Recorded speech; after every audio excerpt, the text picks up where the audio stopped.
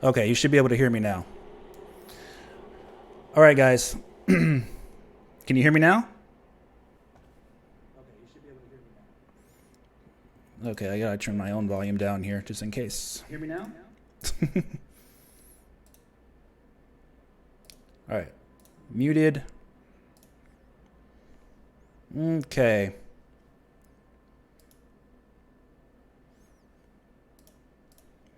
All right, so we are here and we're live. How are you all doing in the chat? Let me know.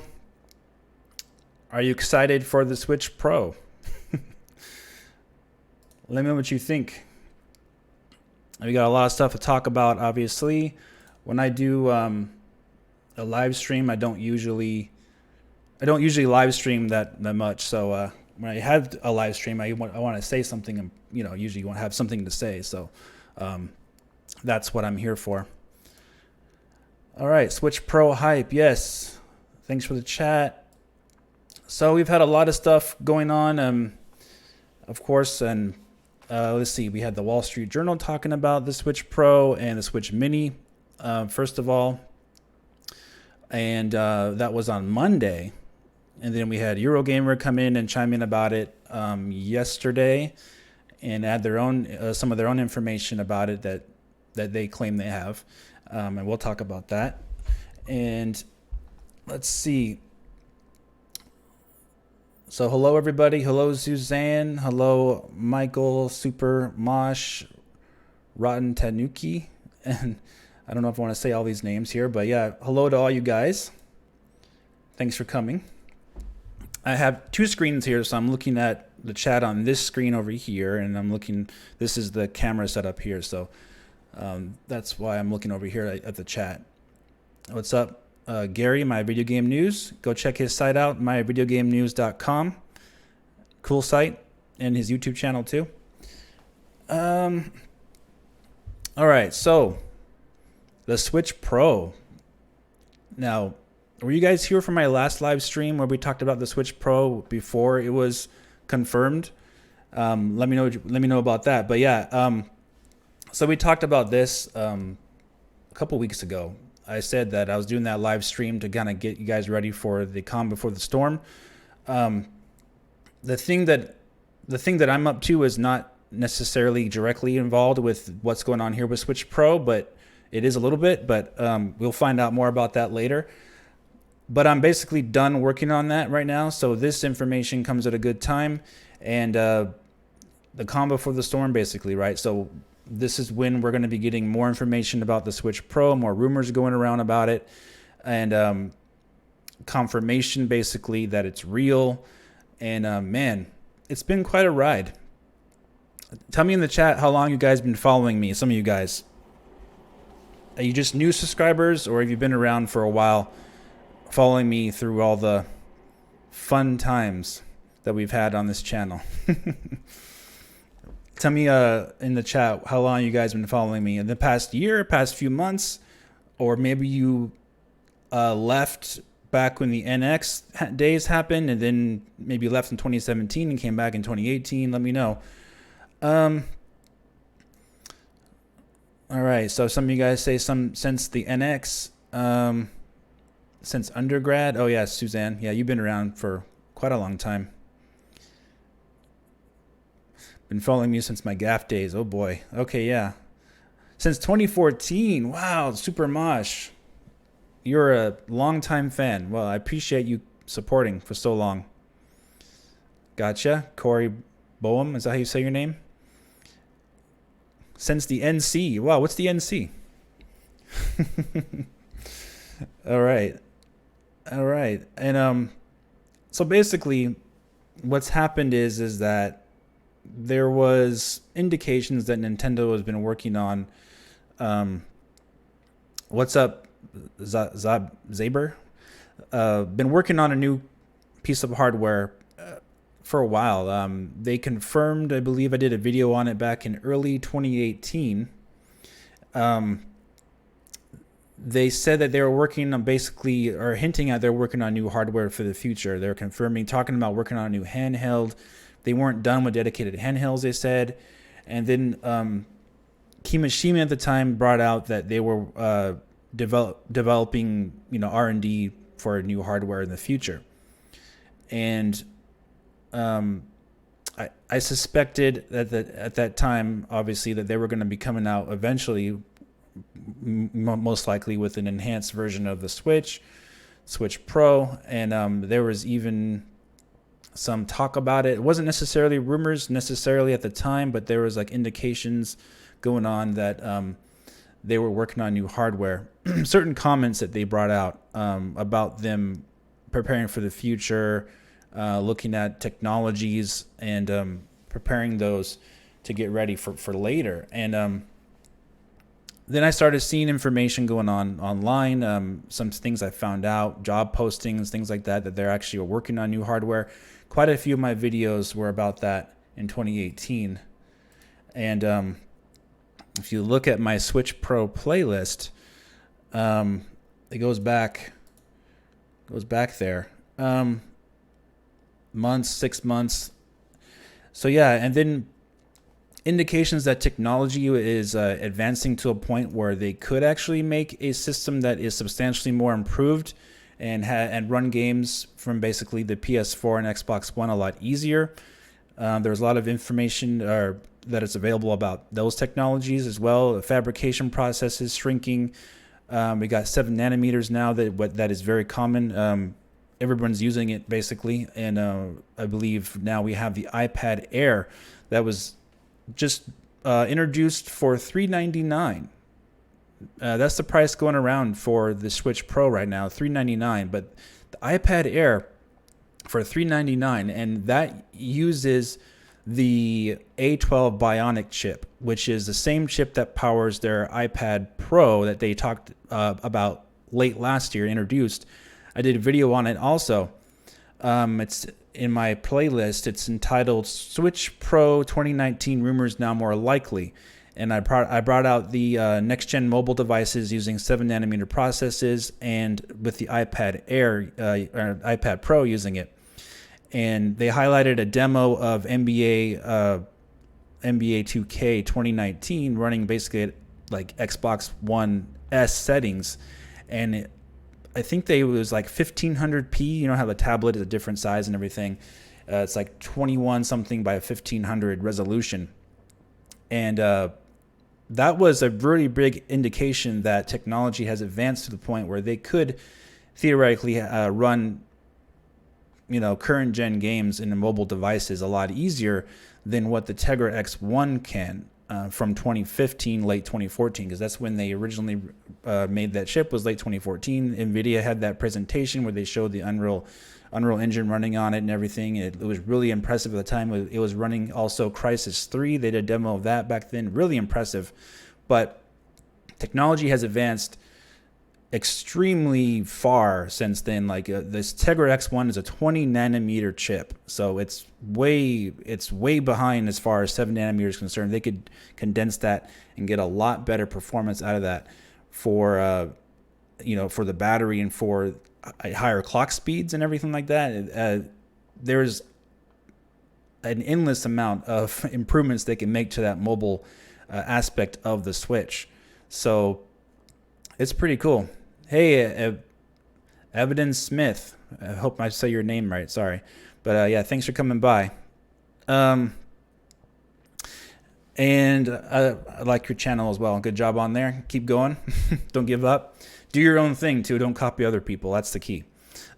So basically, the technology has advanced to the point where we talked about this. The way that you play games is merging, with your devices. We got the Google thing with streaming, and Apple's doing it. Everyone's doing streaming these days. So basically, where does mobile fit in? Well, just look at what Apple's doing there, right? $399, and you got the Apple tax there, right? Because Apple charges way too much, in my opinion, for their products. And the Apple and the iPad Air is $399, and it has that A12 Bionic chip in it, which is, like they said, Xbox One S performance. So, wow, that's pretty impressive, huh? That goes to show that they could be doing something. Maybe they release a Switch Pro later this year, of course, and they could easily be using a technology at that level, because Apple was already using it in late 2018. So you just think at the end of 2019, how much more so would that technology be easily available, not just to Nintendo, but to everybody? So it makes perfect sense that they would use something like that to not only increase battery life, but also to increase the performance of their chips and to increase the performance of their games, to target higher resolutions, and of course get more support from developers to put their games coming in the next generation on that upgraded Nintendo Switch. And for $399, that's a great price for that technology. So you got to think about it too. The iPad Air, we're talking about that right now because of the price of it. I got some talk about it on Twitter too. That's why I'm doing this Q&As, because there are some questions about the Switch Pro, specs and what it could and couldn't be and everything like that. So we're going to talk about that. So the iPad Air is $399. I think it has a 7.5 inch screen. Correct me if I'm wrong. And it has a front camera and has a back camera, has a Retina display, I believe, and it has a really nice quality screen, high quality build materials, and it's for $399. I think it has less RAM though, like 3 gigs of RAM, so the RAM's a little bit low, but they're probably saving some money there. But so that's really impressive for the price. Now you think about the Switch. The Switch has it's just the tablet and the screen, and you've got the Joy-Con controllers, and that's it pretty much, and there's no camera on the system. There's no back camera, front camera. There's no like extra stuff on there. It's not super high resolution either. It's not 2K resolution like an iPad is. There's lots of corners they could cut to lower the price, even for a Switch Pro compared to an iPad Air, you see? So that's pretty interesting. So 10.5 inch screen. Okay, I thought it was 7, but maybe that's the iPad Mini. Yeah. So and that's the iPad Mini also has the same chip too, the A12 Bionic in there. It's 2019, so you got to think it's going on 5 years now since they completed R&D development for the Tegra X1 processor that the Switch uses. You got to remember also that Nintendo didn't actually design the chipset in the Nintendo Switch current device that you guys have, that we have, is they didn't actually design that chip. So it's like purchasing or leasing a product from another company. Hey, you made something you want to use, so we're going to use that chip and we're going to put it in our device and we're going to make it work with your APIs. And that's exactly what NVIDIA said when the Switch was first revealed. There was some concern that the Switch could run PlayStation 4 ports. Of course, Jensen Huang, the CEO of NVIDIA, said, no, that's no problem. Just, we have highly advanced, bleeding edge, how he likes to talk so big and everything. We have bleeding edge APIs, and we have the best mobile chip ever created. We should be able to run ports from the current generation of systems. And but most of these games that are coming out on the Switch are drastically cut down in performance and visual quality on the screen when you're playing it on the TV. Less noticeable when in portable mode, but extremely noticeable on the TV on some games. So very blurry. If they're not hitting even 720p or going below that, things get kind of muddy on the screen. And so that really hasn't worked out exactly as promised, of course. A lot of hype was before the Switch came out, and they were saying, the APIs would take care of that, and as long as it can run the same engines and APIs, it should be fine. But we're not seeing really that being the case necessarily, because we're not seeing a lot of the AAA games, even in 2019. So I talked about this, I believe, in my last video, I think, or the other video, that we don't have a lot of these new games coming out in 2019 for the Switch. A couple of them. But you got to think, even if these games have been in development for 3 years or so, say in 2016 or 2015, 4 years, they started development. You got to think that if they got dev kits in 2016 for the Switch, they could have ported some of these games to the Switch by now in 2019, like Devil May Cry 5, Resident Evil 2 Remake, The Division 2, Metro Exodus, Dead or Alive 6, some of the Tekken 7, the latest Tekken game. You got to think they could have ported those games to the Switch by now after 2 years on the market, but that's still not the case. So what is happening? Well, I think what is happening is that they already got their next dev kits for the PlayStation 5, and the resources are in a standstill. They don't want to put too many resources in the Switch because they're already putting a lot of resources in the PlayStation 5 and Xbox Lockhart or Anaconda. And they already got their dev kits. They're already making games for those systems. You can pretty much guarantee that. They're about to reveal those consoles for the first time. So obviously, they're very busy working on them. And they got more games coming out for PlayStation 4 and Xbox One that they've already been working on for the past few years. So where does the Switch fit into that? Well, it's getting a few games. It's getting Mortal Kombat 11. It's getting Doom Eternal, and it's getting Wolfenstein Youngblood, which was kind of leaked last year on a video I did. They listed it, and Panic Button's also doing that. So that's pretty cool, but Panic Button again, right? So they can't do everything.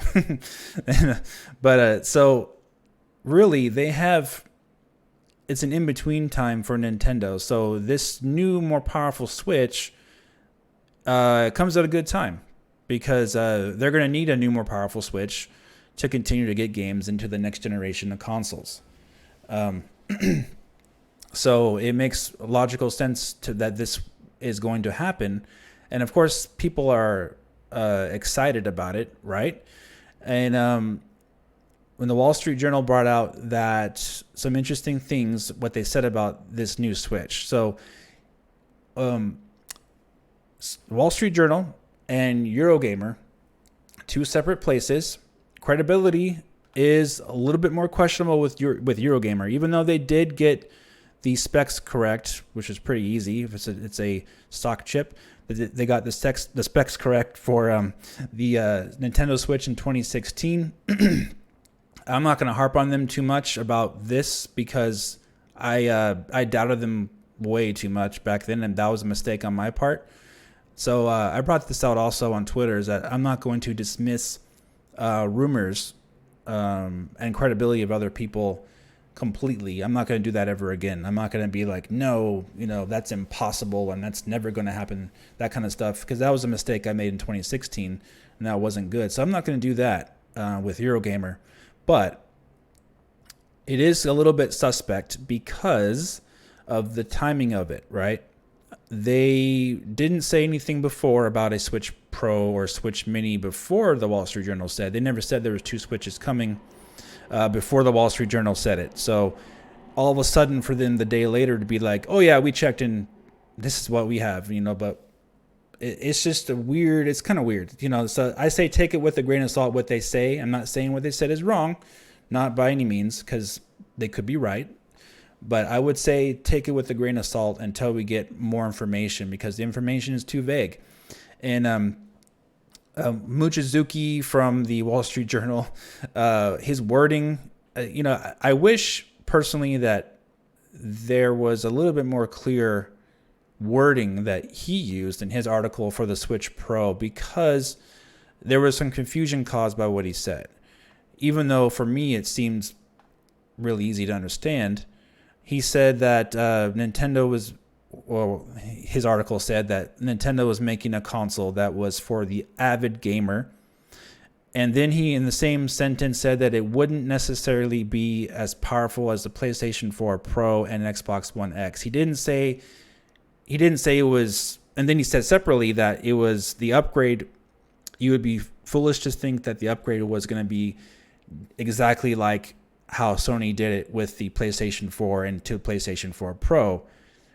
That confused people because it's not clear, right? So you're not telling us the specs, you're not telling us the power of it, but you're giving us a kind of like an idea. You're talking about PlayStation a lot there.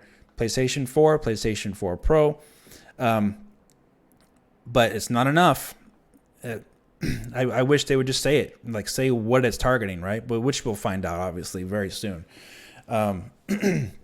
So the thing is that they said that PlayStation 4 Pro, the system won't be as powerful as PlayStation 4 Pro, and of course everyone said at the same time, well, of course it wouldn't be as powerful as PlayStation 4 Pro and Xbox One X because it doesn't seem logical that it would be.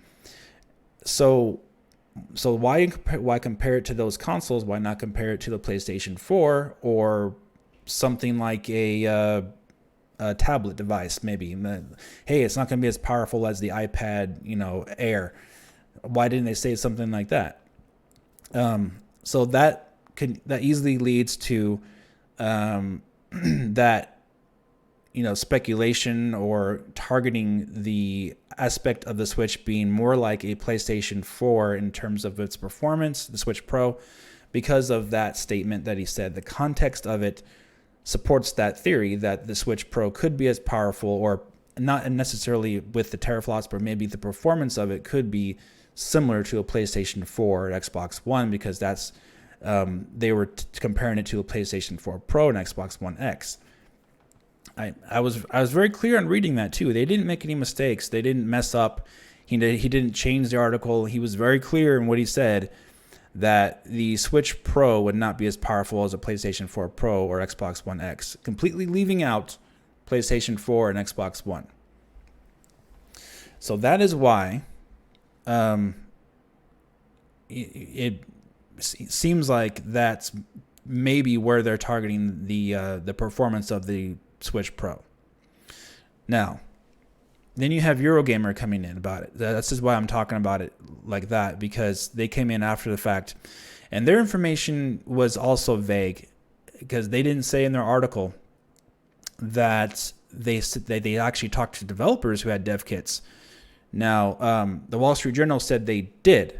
Okay, the Eurogamer said they talked to people close to Nintendo, so that's a little bit different. Hey, Yellow Kazoo, nice job in your charity stream, by the way. Great job, actually. Very proud of you.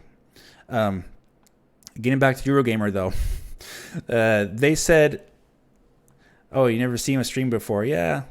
I do it when I have something I really want to talk about, I'm passionate about. I just can't do live streams all the time. It's hard for me. Anyway. So Eurogamer said in their article that they talked to people close to Nintendo. So that sounds almost like PR people, right? Because if they didn't have the information about 2 new Switches coming in 2019 before the Wall Street Journal did and came out with it, what makes you think they had sources all of a sudden that know all about it afterwards, right? It's that's why I'm kind of questioning a little bit. So about that. Because you have to question that, because if they knew all this stuff about it, they would have talked about it beforehand, but nobody was.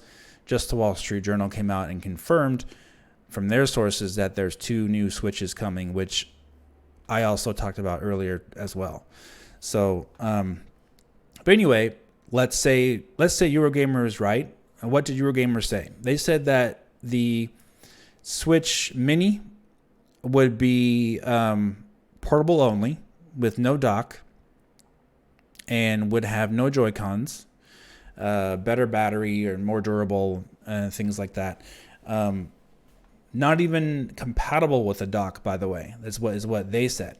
and then they said also that the Switch Pro, that they were told by the people that are close to Nintendo, not developers. You didn't say anything about that. They said that they were told that it was the jump in power would be similar to a new 3DS from the old 3DS. So that caused people to get a little bit confused, because it contradicts what the Wall Street Journal said. If you looked at what Mochizuki said about the Switch Pro and the Switch Mini, they said these consoles would be surprising, and the way that they did the upgrade from the Switch to Switch Pro would not be similar. you'd be foolish to think it would be just like a PlayStation 4 to PlayStation 4 Pro. So something's going on there, because then they compared it to the PlayStation 4 Pro and Xbox One X, also the Switch Pro.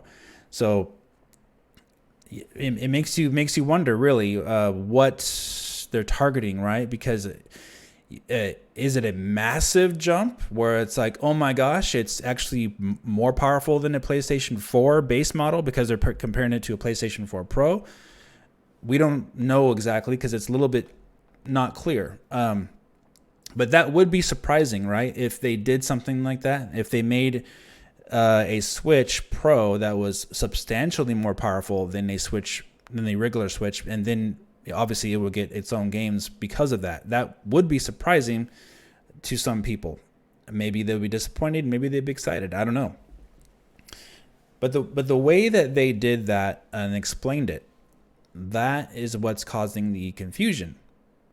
And then Eurogamer didn't help by saying that they were told it was like going to a new Nintendo 3DS from an original 3DS, because that would be expected that they would do that. Because when you think about it, what is the 3DS and new 3DS? The new 3DS is basically a 3DS Pro, right?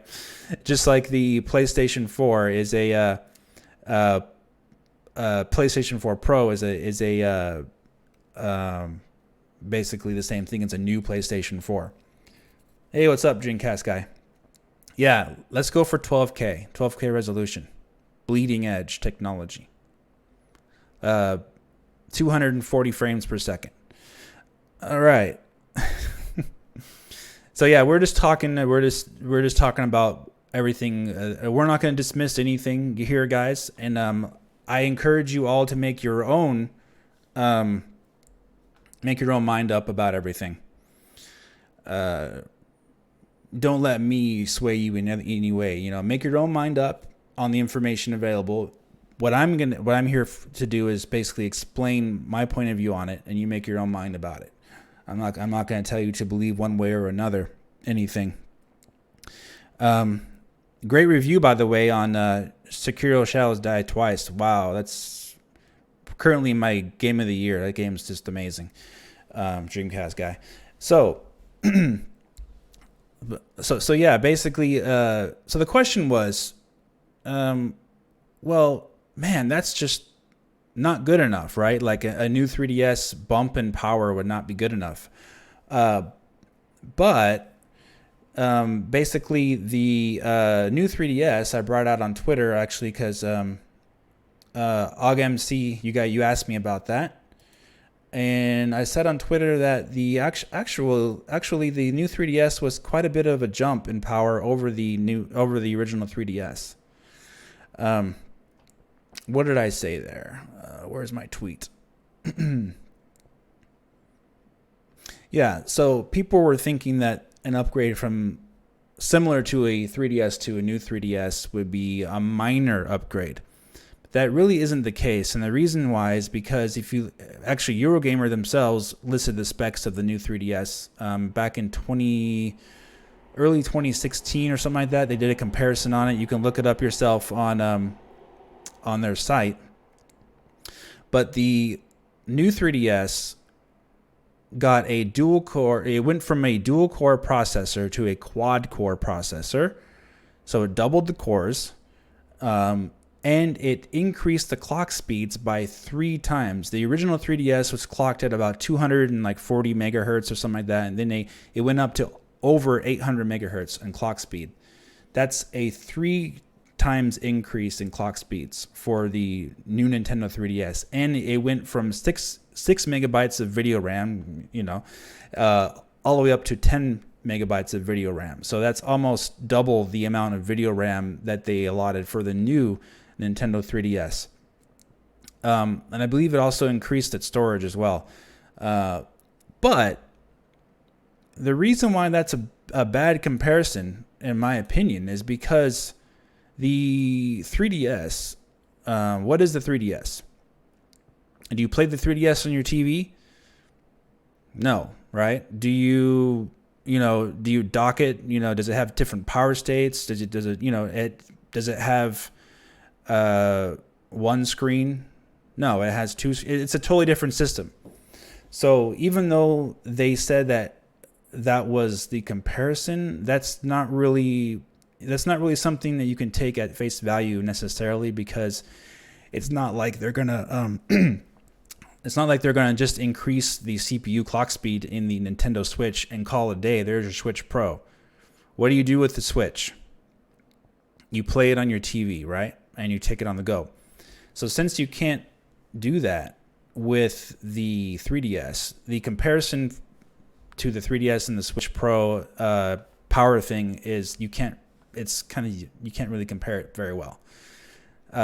What they should have done is said something different, like saying have a different type of comparison, because that probably would have made more sense. So I think that's what's causing confusion to some people.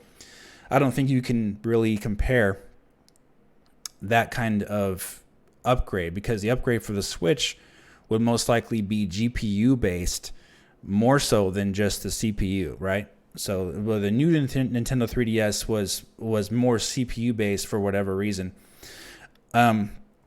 Also, the 3DS came out in 2011, and the new 3DS did not come out for 4 full years until after the original was released.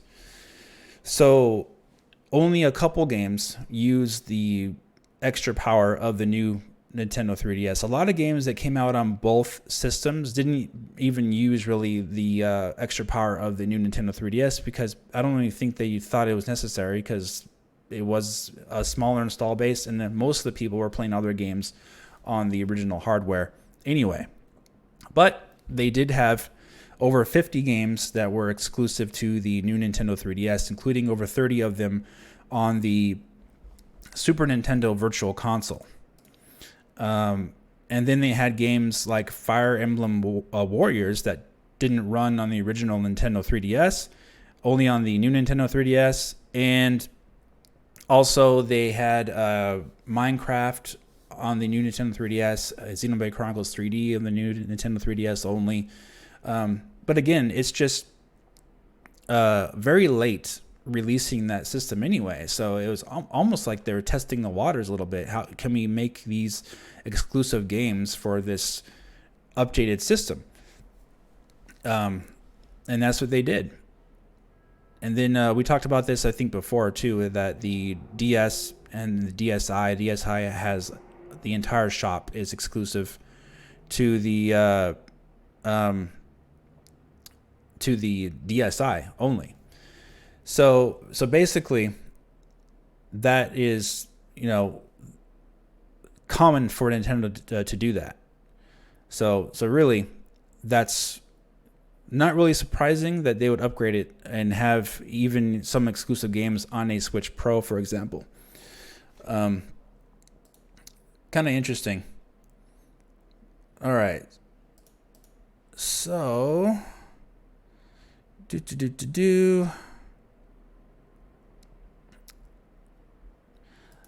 All right.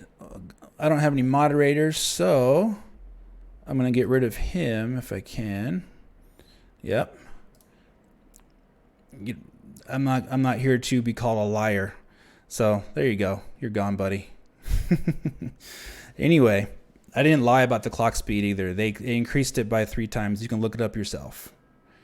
Anyway, so basically, yeah, you're right. I'll have to get a mod eventually. But most of the people in chat are just fine though. Okay, so what were we talking about? So the upgrade of the 3DS, the new 3DS, was actually bigger than what people know, really, because the power of the system wasn't really used to the full extent of it, and it was late to the party.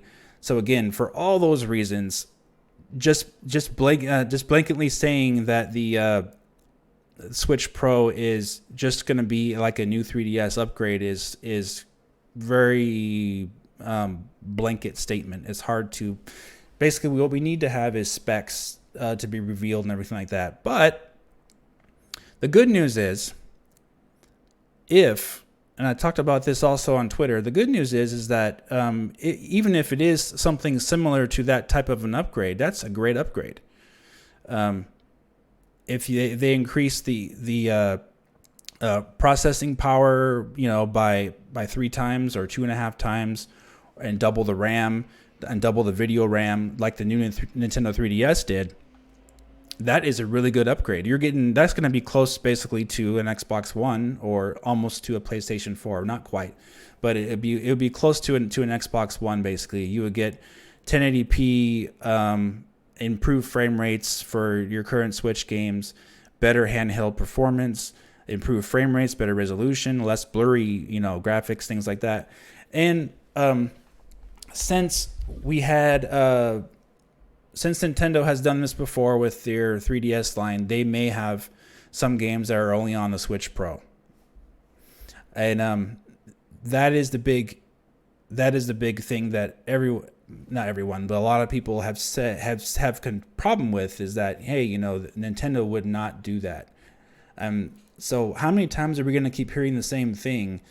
That Nintendo would not do something when they just go and they already did it. They've already done it. They've done it with the Game Boy. They've done it with the DS. They've done it with the 3DS. So I would not, just like I said earlier, I would not dismiss any possibility by saying they're not going to do something when they just go ahead and do it anyway. You know what I mean? Because it happens all the time. I wouldn't say it's very smart to just dismiss possibilities. I think anything is possible with Nintendo, and they've proven that quite a bit of times. So, Xenoblade 2 at a better resolution, especially in handheld mode. It looks really, really muddy in handheld mode.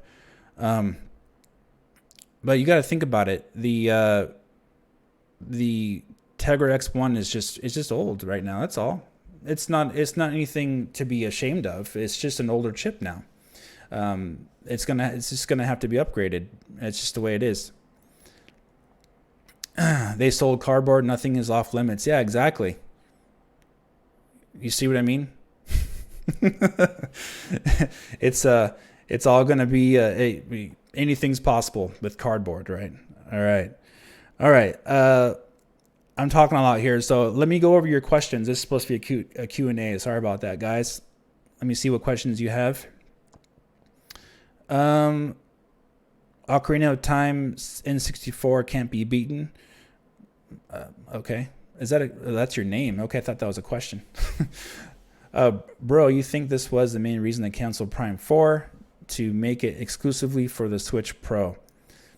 Well, that is that's possible, but I think it would still come out on the original Switch because they already announced it for the current Switch. So if they were to do that, that would really be bad. I think that would probably make you guys mad, wouldn't it? If you can't buy it on your original Switch. So I think they'll be releasing on both systems. Dreamcast guy, my number one concern is better battery life. That's all I really want. Anything more than that is a bonus. Yeah, everyone has their expectations and different wants, but yeah, battery life would be a lot better. Let me go up a little bit in these questions. Any Switch Pro exclusives do you think? My video game news. If they were to get exclusives, it would be similar to what some of the things on 3DS did. I think it would be certain games that just can't run on the original hardware for whatever reason, and they would go ahead and port them to the new hardware. That would be the situation where that happens. But some of the current Switch games from PlayStation 4, they are getting ported. It's just a little bit too far and in between for these ports. And then it's just going to get worse with the PlayStation 5. Obviously, that's just going to be not going to happen. Not going to happen anymore. Okay. Do you think they will have a D-pad? I certainly hope so. I really hope so. But as far as Joy-Cons are concerned for the Switch Pro, I hope they have a D-pad, because you can simulate buttons with the D-pad if they really want to do it in that way. So I hope they have a D-pad and just bring that back and not just limit it to the Pro controller itself. But it's Nintendo. They want you to spend more money on accessories. Remember the Wii? There was a lot of accessories for the Wii. I probably spent hundreds of dollars just on accessories for that system. So they may not have a D-pad on the Joy-Con on the Switch Pro either, unfortunately. How much do you think the Switch Pro will cost or should cost? I would like it to be free. But it'll probably be $399. $350 to $399 is my guess. If and I say $399 if it is the super premier, like the really bells and whistles console that it could be. Like if it has PS4 level or, around their performance, not saying teraflops, but around performance of PS4, getting all the, the ports, has voice chat built in, has sleek design, 1080p on the screen, that kind of stuff. Then I could see it going for $399, and I would see fans buying that too. If they release a Metroid Prime Trilogy in 1080p 60 frames per second, and it has updated textures running on maybe an updated engine, and then they have the original Switch running it at like 720p and 30 frames per second and 480p in docked mode for the original Switch, and the Switch Pro is 1080p 60, 720p 60. You're going to have a lot of people just buying Switch Pro right out the gate because of that. And then also they say, hey, we're going to patch our old games too. We're going to have Breath of the Wild running at 1080p 60 frames per second, patched. And we're going to have Super Mario Odyssey updated to 1080p, and we're going to improve textures. We're going to patch them in and everything. And you get this when you buy the new system. I think that will sell just fine. I think people will buy that a lot. Obviously, it would have 4K compatibility with your TV. I'm not talking about running in native 4K, of course. I don't know how many times I've had to explain this online to people. It's not going to be 4K. How dare you say 4K? It can't do that. Nobody's saying native 4K. Just the fact that you plug it into your TV. I bought this TV on Black Friday. That TV cost me about $1,600 on Black Friday. So I think it's like normally like $2,000. So if they release a new console in 2019, you just got to make it 4K compatible, meaning you plug it into your TV and you choose the option of 4K resolution on your display. Just like the Wii U, right? The Wii U had that option. It asked you what your TV was setting, the setting on your TV was, and you picked 1080p or 720p, and that's what it would output at when you played your games on your TV. But the games, of course, didn't run at,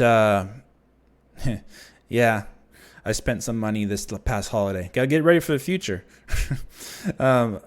But it didn't mean the games would run at 1080p on the Wii U, right? So, and just like the Switch, you set your Switch to 1080p. It doesn't mean the games run at 1080p. It just means that it's being upscaled through the console, not the TV itself, to 1080p on your TV. Problem is now, though, with this 4K TV, and if you guys have 4K TVs, you plug in your Switch to your 4K TV, you're outputting limited to 1080p to your 4K TV. Okay, so you have to transfer, you upscale through the Switch, and then upscale again through your 4K TV to get the outcome on the screen to appear, which in turn makes the image more blurry, which you guys no doubt can tell. That's why when you play,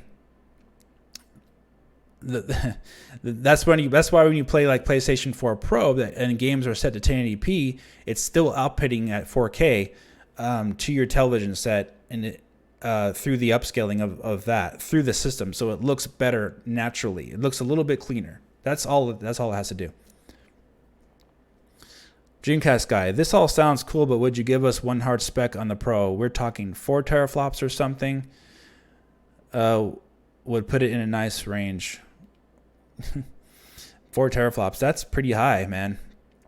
I don't think it would be that high, but I think they could get I think they could get up to 1.5 teraflops if they really worked at it rather easily. But you know what I mean? It's up to how much they're trying to accomplish with the Switch Pro.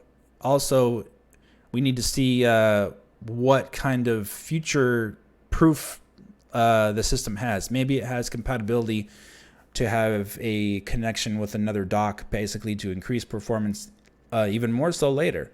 So in that case, maybe they would just target a teraflop of compute performance at FP32. Currently, the Switch is 400 gigaflops.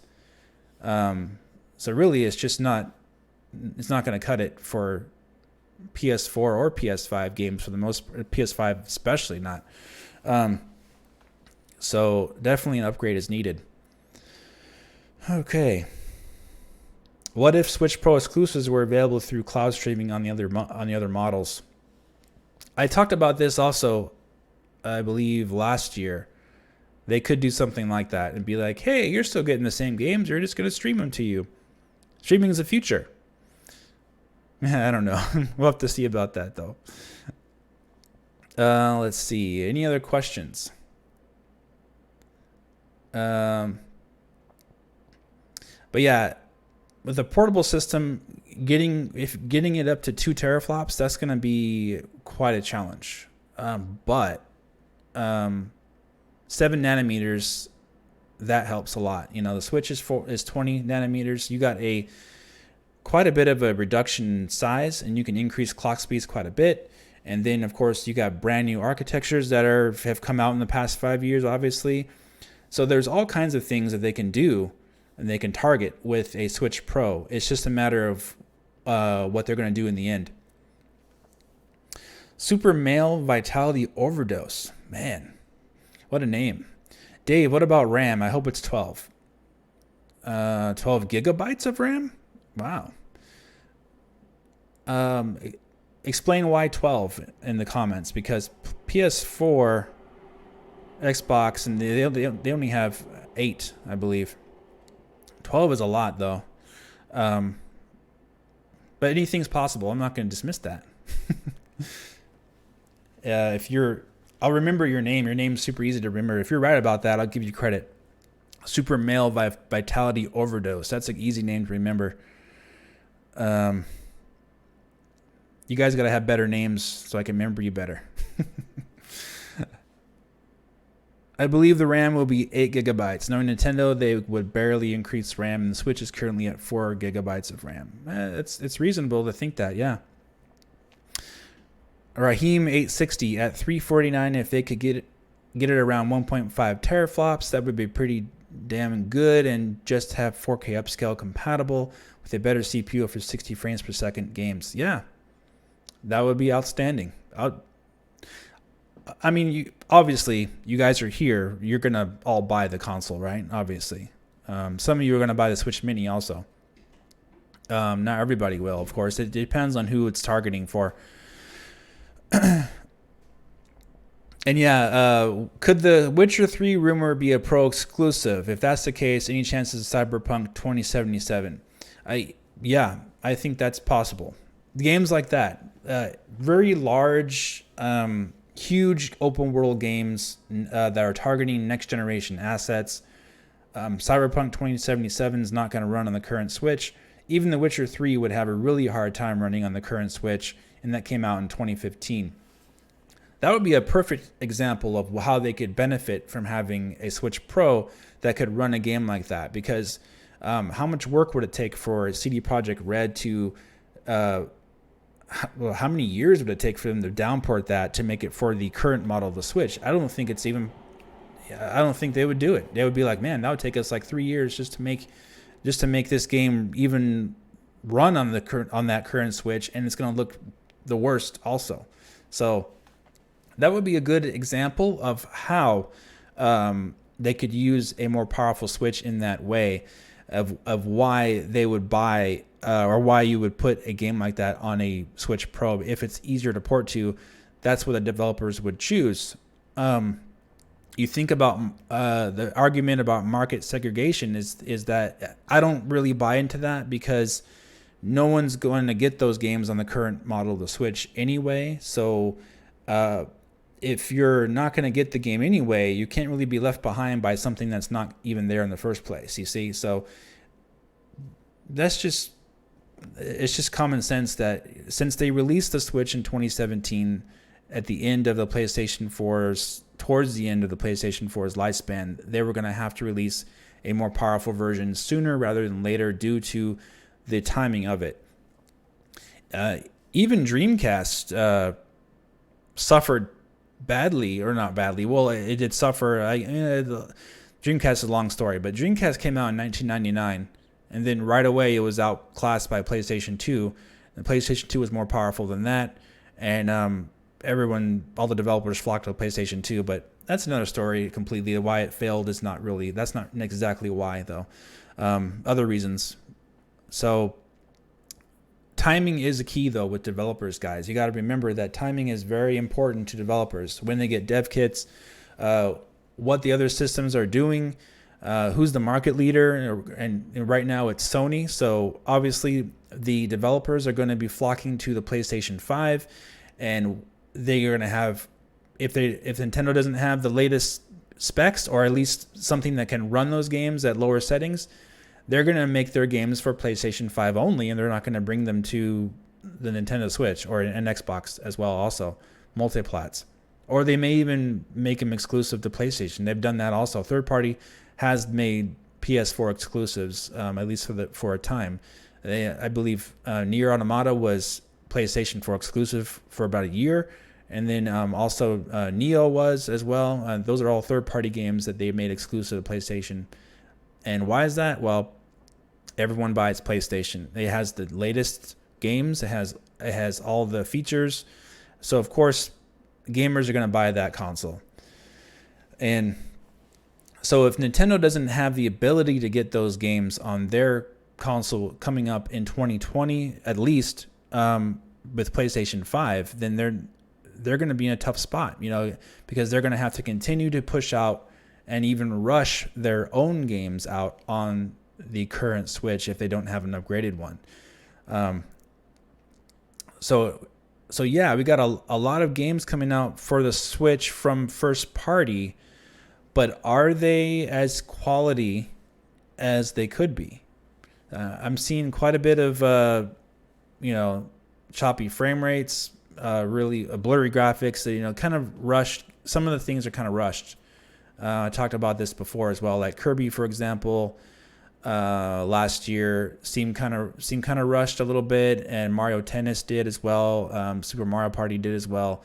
Those games didn't seem like they were extremely necessary in the second year of a console. You would see, I believe, on GameCube and the other the Wii, for example, they got those type of games later on in the system's lifespan, like Kirby's Epic Yarn came out very end of Wii's lifespan, like 2010, 2011 time frame.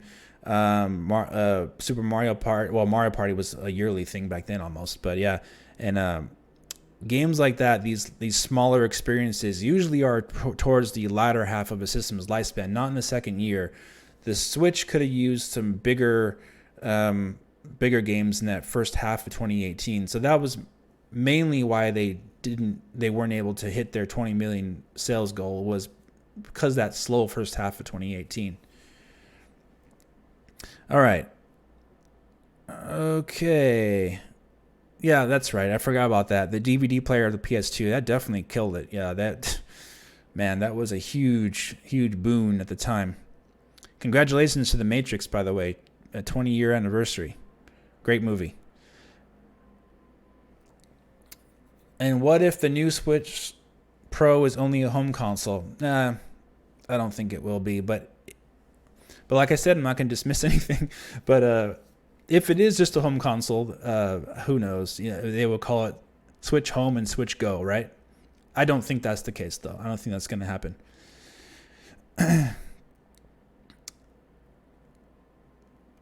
All right, so what else are we talking about here? But yeah, so basically Switch Pro,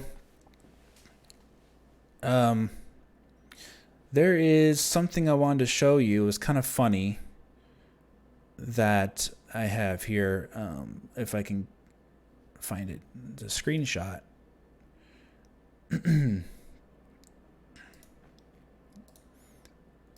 I did a little comparison here. Let me see if I can put this into the. Maybe I can't do that. But anyway, basically, it was kind of funny how things went the past year or so with information online. All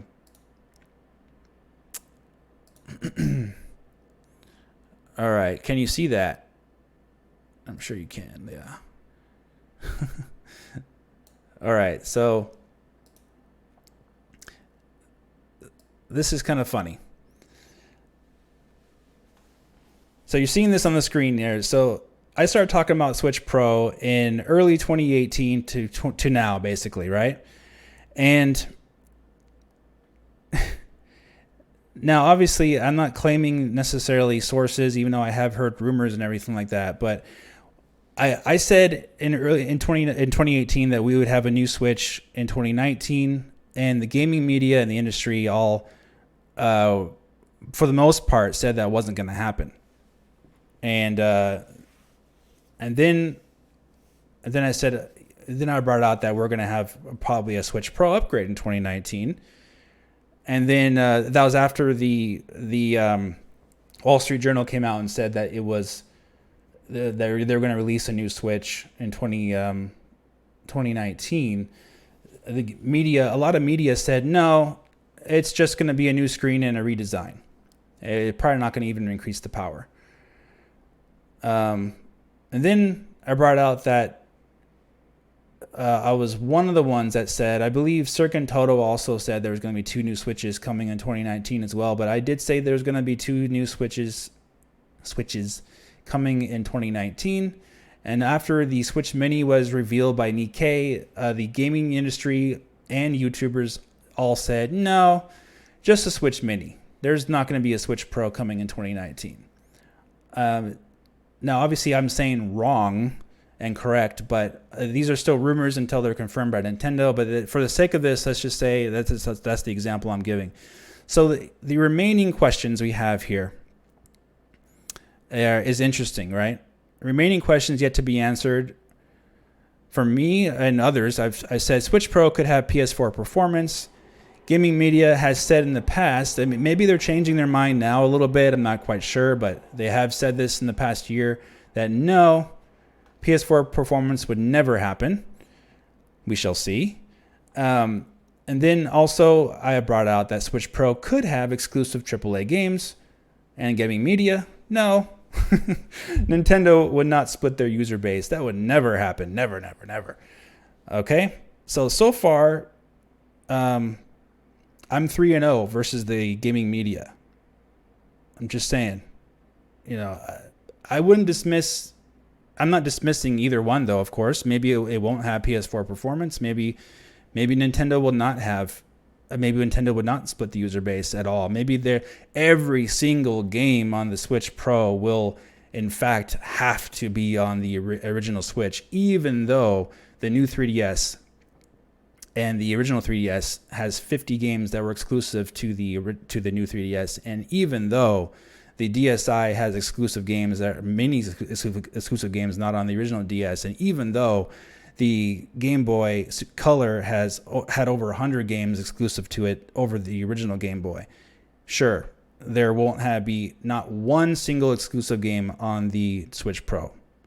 So I'm just saying, guys, it's hard for me to believe that would be the case. And with like the technology we talked about earlier, how Apple has, keep in mind too that the iPad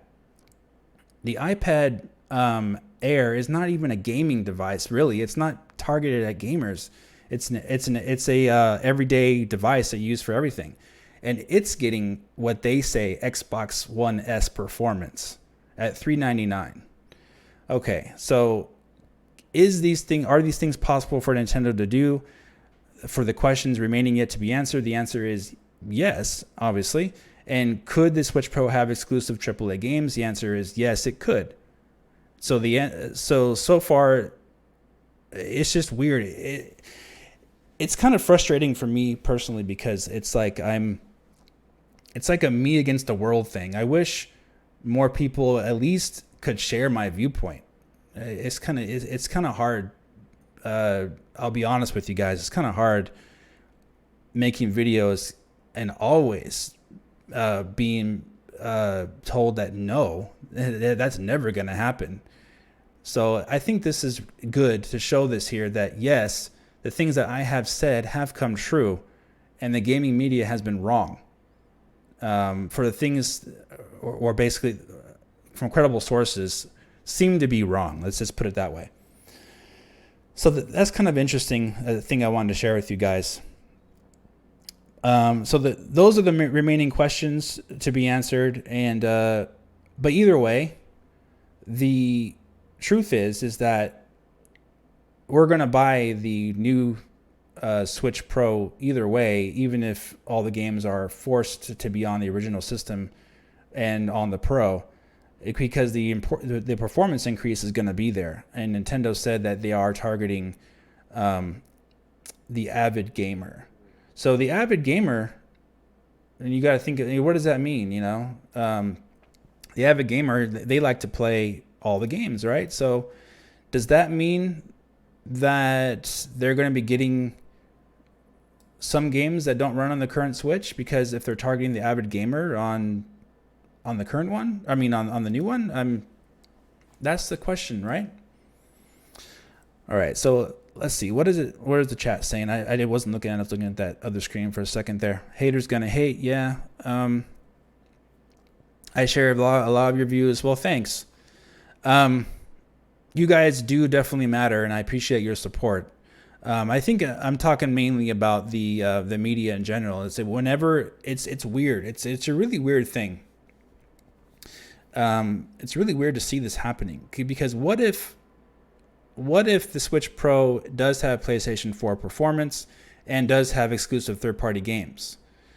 The media is feeding you guys things right now that could be false. They're trying to inform you in their professional opinion that that's not going to happen. And when they just did that for the things I showed you that they already were proved wrong about, or supposedly. So are they going to be held accountable for the misleading of you guys? Are you guys going to let them know about this?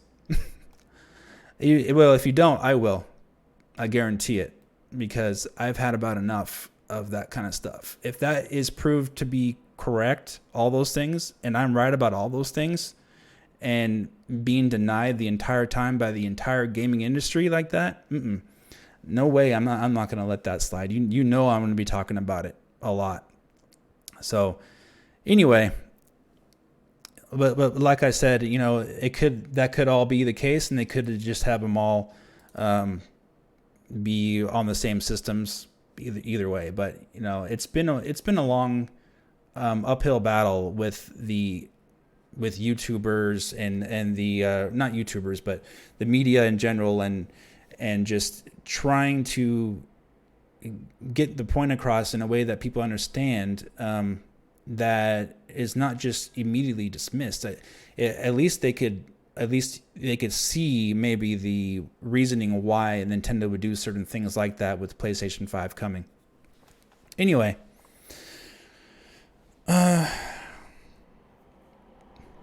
Dave is the man of the people.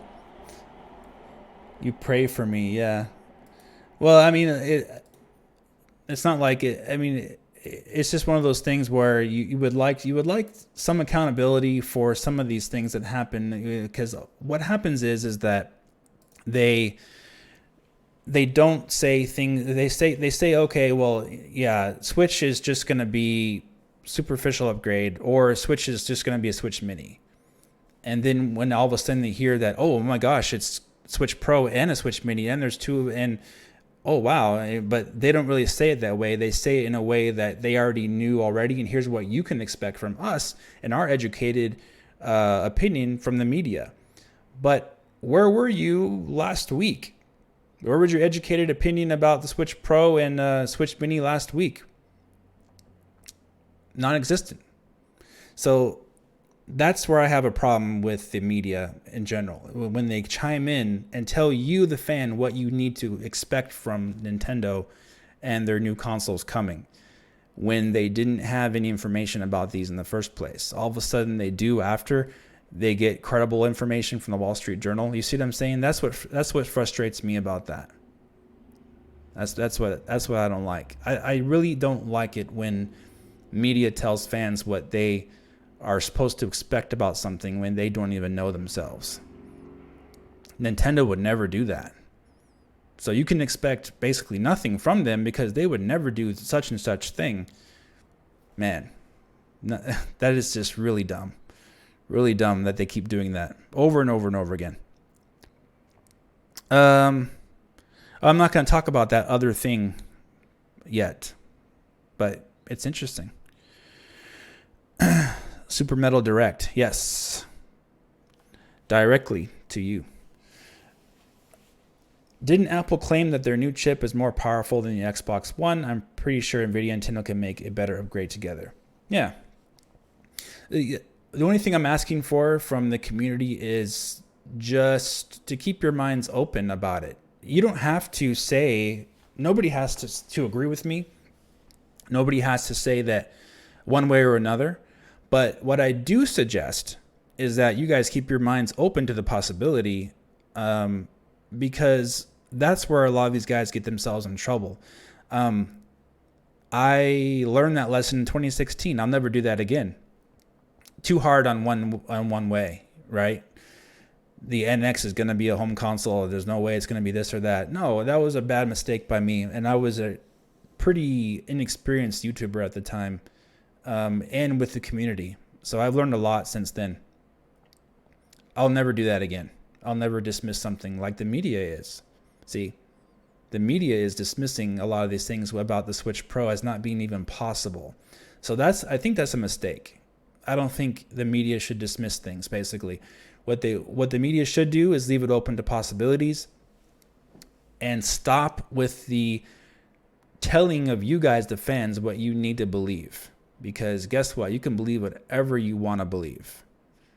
And the media has no right to tell people what Nintendo should and shouldn't do, or what they will or won't do when they don't even know. There's no, they had no evidence. Nobody came out with what the Wall Street Journal said before they did. Nobody was agreeing with what I said either. I was saying they would have 2 Switches in 2019. Nobody agreed with me. So it's just, man, weird. It's going to be a weird year, but it's going to be cool. I think you guys definitely should subscribe and stay watching what's going on the channel, because it's going to get even more interesting as we go forward. It's just a really weird time right now, because we're seeing a lot of weird changes with Nintendo, seemingly weird, with how they're changing their business models, like having the Zelda crossover with the indie game that they had. That's really unprecedented for Nintendo. How they actually are letting an indie developer use the Zelda IP in their game. That's amazing. So that's a huge change for Nintendo. Getting rid of copyright claims is a huge change for Nintendo. So it's just really a really interesting time. Nintendo's changing a lot, and I think it has a lot to do with Furukawa and his leadership. You got leadership changes too. Reggie's out of here too. So you got all kinds of stuff going on with Nintendo that's changing behind the scenes more so. When are you going to interview the legend Dennis Dyack? Yeah, he has that new game that he. There's a new trailer for his game that he just released. I forgot the name of it. Sorry, but it looks pretty cool. I might have him on again in the future. He's pretty busy though, working on that game. So we'll see if he has time. But right now, no. I'm waiting for something else first to take place before we get too deep into tons and tons of different types of content. All right. But yeah, that's why I want to talk to you guys face to face, one on one, because it's just it gets to the point where I need to talk to you about some things. You know, doing a video and going through the whole production and everything like that, it just doesn't get the point across enough on certain things, because it leaves it open to misunderstanding and things like that. So if you have any questions, go ahead and ask me, and I'll try my best to answer your questions the best I can. About, maybe you have a question about what I'm trying to accomplish, what I'm trying to do, or well, whatever you want to ask, go ahead and ask me now. Yeah, I want a new F-Zero too. I would love that. Do you think Switch Pro can play all AAA games? If it is PS4 performance level, I do believe it can play all AAA games. I do believe it would be able to. There's a certain base level requirement for engines for AAA developers. They usually want to have at least a teraflop of performance to get their engine running. That is what I've noticed a lot, and the Switch doesn't match that. So a lot of developers would love to have at least a teraflop of performance. All we're asking is for 1 teraflop. You see, I've been playing on my PC lately, Sekiro Shadows Die Twice in 4K 60 frames per second on my TV because I can, and I have a powerful PC. I have a GTX 1080 Ti, and I have a Ryzen 2700X. I have a really nice PC. But I would enjoy playing Nintendo I would support Nintendo third party for sure. On the Switch Pro at 1080p 60. 1080p 60 looks great still on 4K TVs. So I've tried it on my PC as well. I've switched between 1080p and 4K on my TV, and it looks great either way. If you look close, it's a little bit more noticeably blurry a little bit, but if Switch Pro is 1080p 60, I'll take it. You guys know Obi-Wan Plays. He's had a Nintendo Xbox revelation. He's been playing a lot of Xbox, but he's super excited for a Switch Pro. It's not about having the best graphics. It's about having games and having them run having them run well. Really, and it's really all a guy like me wants. I just want to have all the games on my system, and I want them to run at a frame rate that's acceptable. That's all I want. That's all what any gamer should want. Any avid gamer. You want all the games. So yeah, if Switch Pro can run, say Switch Pro can run Cyberpunk 2077, then yes, it can run any AAA game.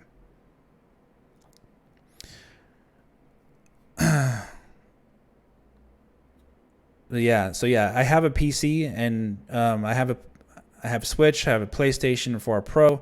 I don't have an Xbox though. My PC gets the job done.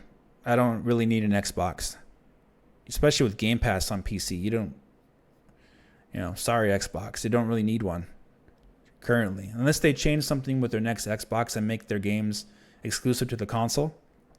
Then maybe I'll get an Xbox too.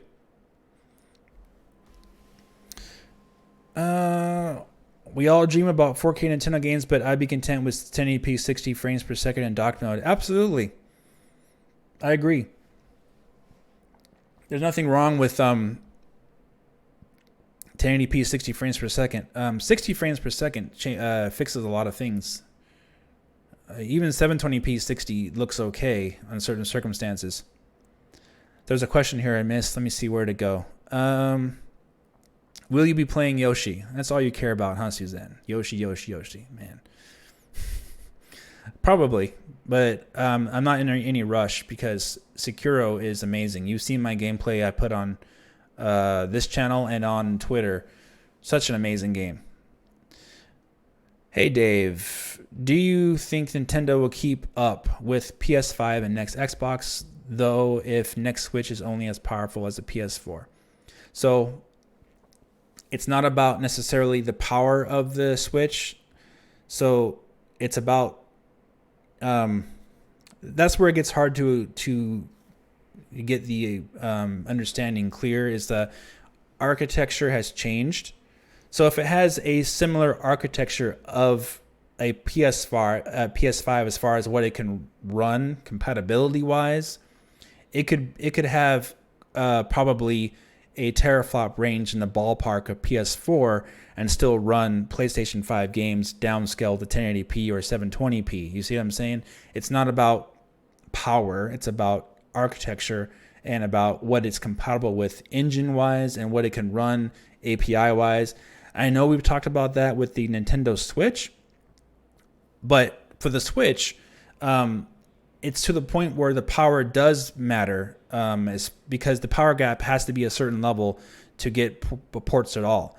But when it comes to a certain power level, that would be the level that they could get PS5 ports if they reach to that PS4 teraflop range and architecture combined, not just power. Power is not necessarily where it's at, because PlayStation 4 is not going to be able to run some of these PlayStation 5 games, right? It's really about the architecture that they're going to be using. As long as it's compatible with the type of things they're using for next gen, then that range of teraflops will work for a Switch Pro downscaled. 4K 60 frames per second takes a lot of processing power. And if they're using real-time ray tracing, for example, a lot of processing power is needed for the resolution, for the frame rate, for the ray tracing and things like that. So the rumor is that Xbox and PlayStation 5 are going to have real-time ray tracing. Obviously, they're not going to be using something from NVIDIA. They're going to have some kind of custom-made API that does real-time ray tracing a lot easier, smoother for home consoles, because NVIDIA's graphics cards that do the Turing graphics cards that do real-time ray tracing, they required brute force. That's not how consoles work, though. So they're going to have something that's customized for that for it to work, but it's still going to need a lot of processing power. So for the Nintendo Switch Pro, if it has some type of architecturally compatible chipset in there, then it will be able to get PlayStation 5 games at least downscaled. That is the hope. That is the goal. That should be their goal, because that would be really short-sighted of Nintendo for them to miss this opportunity and release a Switch Pro this year and then just be outclassed a year later by PS5 and be completely buried, not get any games at all. You got to have a console that does overlaps with the current one, or else you're just not going to get any support from third parties at all come 2020 when the PlayStation 5 comes out. Even though PlayStation 4 will probably be around until 2023, I would imagine. So there is some overlap there, true. But developers are going to be pushing the latest and greatest, and a lot of the games are simply not going to be on PS4 after the PS5 comes out, starting in early 2021, most likely. So they definitely need to have a system that overlaps and gets both games that run on Switch and PS5, PS4.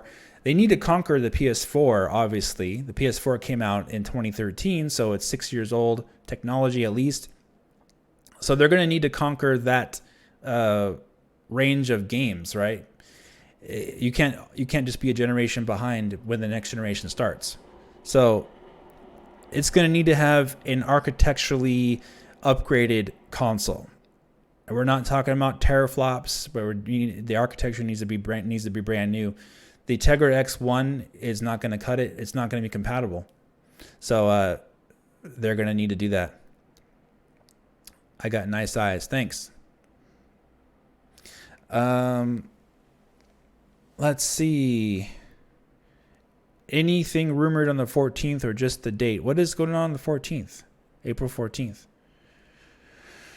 Oh, direct is rumored for the 14th. Yeah, I'm... Smashed AT, what's up, buddy?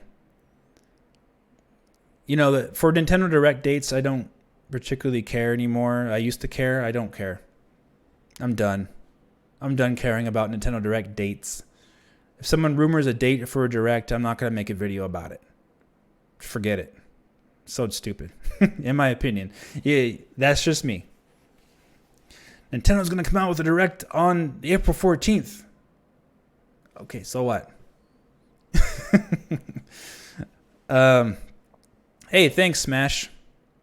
I think you live like 20 minutes from me, so we should get together sometime in the future.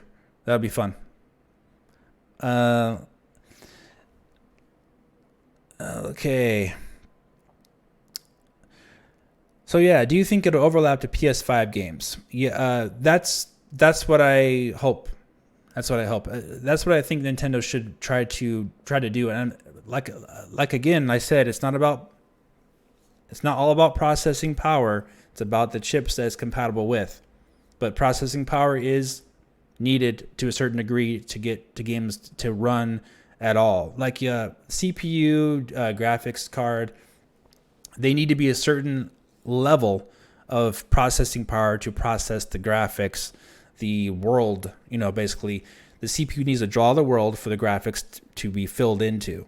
So if you don't have enough power to do that, you're just not going to get those games on the system. Mainly it has to do with open world games. Red Dead Redemption 2, Cyberpunk 2077, those games need to have processing power, but they also need to have the architecture in place compatibility-wise for ports to work. Personally, it depends on what the Switch Pro finally ends up being. I would be more excited for the Switch Pro right now than the PS5. PS5, there's not enough information about it. It would be a home console that's really powerful, just like the PlayStation 4. Do you think it will launch as a special edition like Majora's Mask New 3DS when that system is launched? Maybe. Wouldn't that be cool if they launched it with Metroid Prime Trilogy HD or something? Not that I haven't heard anything about that, but that would be really cool. I'll buy it. Some limited edition. But that would probably be really expensive. Yeah, I see you, Duke Q Chang. What about your previous thoughts about the supplemental computing concept, maybe for the Pro? Yeah, if you watched my last stream, I talked about that. I think that they could do that. Not necessarily a computing device, though. More like a external GPU that you'd attach to it. Intel has, we talked about this, Thunderbolt. Very high speed transfer rate. NVIDIA has NVLink, which has the bandwidth of, you could use the full bandwidth of your second GPU with NVLink for the Turing graphics cards for the brand new ones, which means that you can use the full power of your second GPU. So the technology is there for them to simply just plug in another GPU. Not for the current Switch, though. All right. What's your guess on a percentage chance we get PS4 power level on a Switch Pro? 50-50. I would say it's greater than 50-50.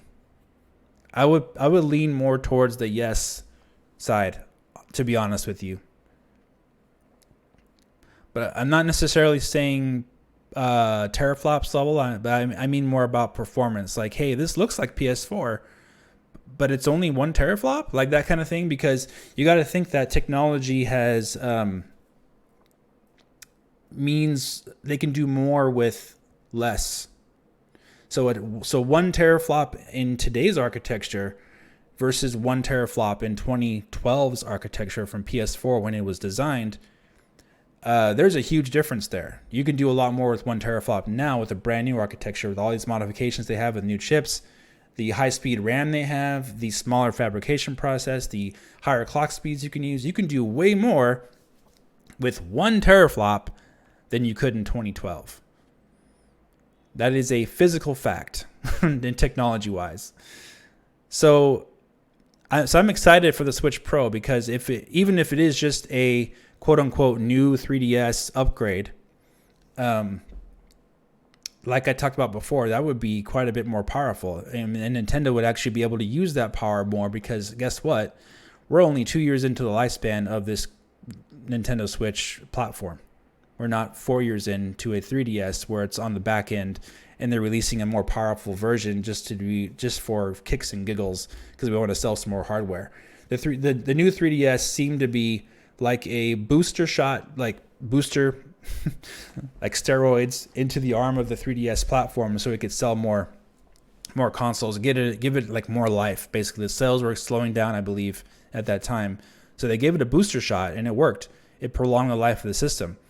The Switch, however, is completely different system, different goals, different abilities.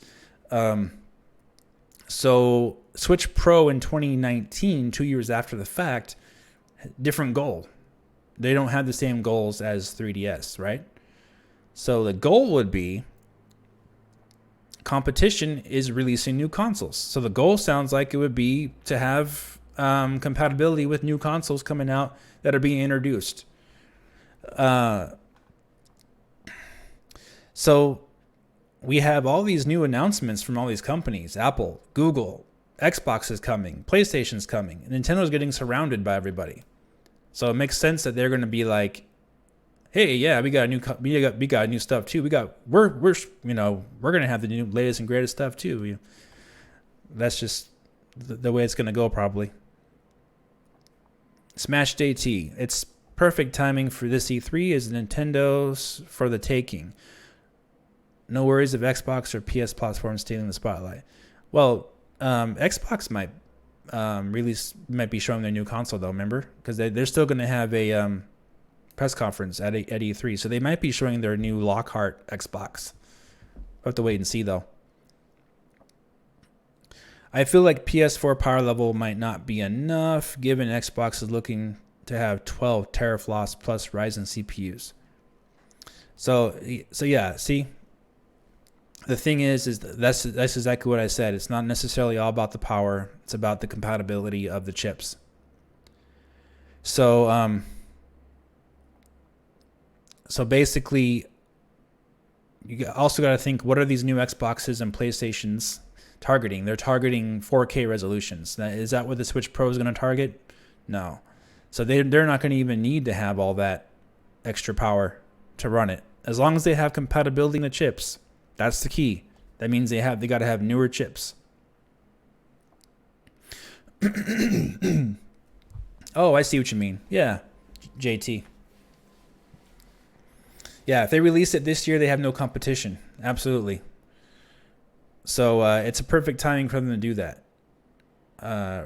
Because they know that in 2020, they're going to be up against a new Xbox and a new PlayStation console. So it makes sense for them to release something now to get going with it and have it be forward compatible. That's the mistake they made with the Wii U. All they did was release it, and it was basically a souped up Xbox 360, and it wasn't really forward compatible with PlayStation 4, even though PlayStation 4 came out a year later. Are they going to make the same mistake again? Release a Switch Pro and just make it PS4 compatible, and that's it? They're going to run into the same issue. It's all about the games. I know they're making some great indie games on the Switch, but the thing is that all those games are also on PlayStation 4 for the most part. There's not that many exclusive indie games on the Switch. So even though the Switch is getting a lot of indie games, it's missing a lot of money and revenue from AAA third-party games. I listed all of them already. That it's already missing in 2019. So there's a lot of money to be made for Nintendo. Nintendo wants to make money. So that's how you can make money. Get games. Indie games don't bring in the millions and billions of dollars. Red Dead Redemption 2, I think, made $1 billion in revenue in like its first month. Call of Duty Black Ops 4, almost $1 billion also in revenue. Nintendo gets royalty money from games they sell on their platform. You make games for our console, we get a piece of that revenue that we're going to put in our bank. Indie games, far less money. They have a lot of them, though. It's just a lot less money, too.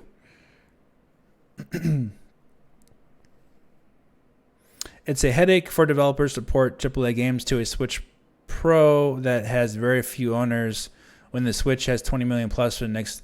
Yeah, I hear you. However, you have to wait and see what the Switch Pro is to know if it is even hard for developers to port to. If it's not hard for developers to port games to a Switch Pro, then they're not going to be losing money on a Switch Pro port. You see what I mean? That's why PlayStation 4, Xbox One, they released. They didn't have to convince third parties to port games to their system. They gave them the tools they needed. They have games on launch day, they sell, and they continue from there. The same logic applies to a Switch Pro. As long as it has compatibility with the other consoles, and as long as it's easy to port to, say it's just like, hey, you put game here, put game there, done. It takes you a month to port it. Your team just spent maybe $100,000 to port the game. You sell that game for $59.99 to Nintendo fans who are eager to play it. Maybe you get Call of Duty Black Ops 4 or Modern Warfare 4 or whatever next Call of Duty on there. If Black Ops 4 or Modern Warfare 4 sells, say, 250,000 units on the Switch Pro, that doesn't seem like that much. But if it only cost the developers $100,000 to port the game because it was simple, move over type of thing, they're making money on that port, even with this low sales. But if it cost developers like $5 million to port a AAA game over to the current version of the Switch, which I'm sure Doom by Panic Button cost at least over $5 million to port that game. It took them quite a while. It's not just about resources necessarily. It's more about paychecks. If you have a team of people making a game for your console and it takes them over 2 years, 3 years to port that game or make a game for your console, a lot of these developers are making $80,000, $90,000, $100,000 a year. If you have a team of 30, 40, 50 guys porting games over, after a couple years, that adds up to be a lot of money that you're spending on development. And then all the equipment, medical expenses, insurance of these employees, advertising, marketing budget. Man, the amount of money it takes to release a game these days, millions and millions of dollars. So having a system that's easier to port to than the Switch currently is, because obviously it's harder for them to port games to the current version of the Switch, especially for PS4 games. It costs them a lot of money. They have to see sales results. If it's really easy to port to, though, they don't necessarily need to have million sellers every single time to make money. If they sell a couple 100,000, they could actually make money from those ports, you see? And then, let's see, tasks. What about the 20 million original Switch owners then?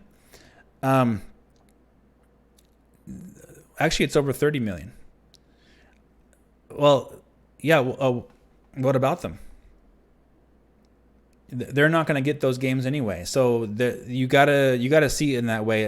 The AAA developers are not going to put their games on the current version of the Switch if it costs them, $15 million to port the full version of Final Fantasy 15, for example. If it costs them $15 million and it's guaranteed to look the worst, run the worst, and be 3 years late, they're not going to do that. You see what I mean? And the install base means nothing.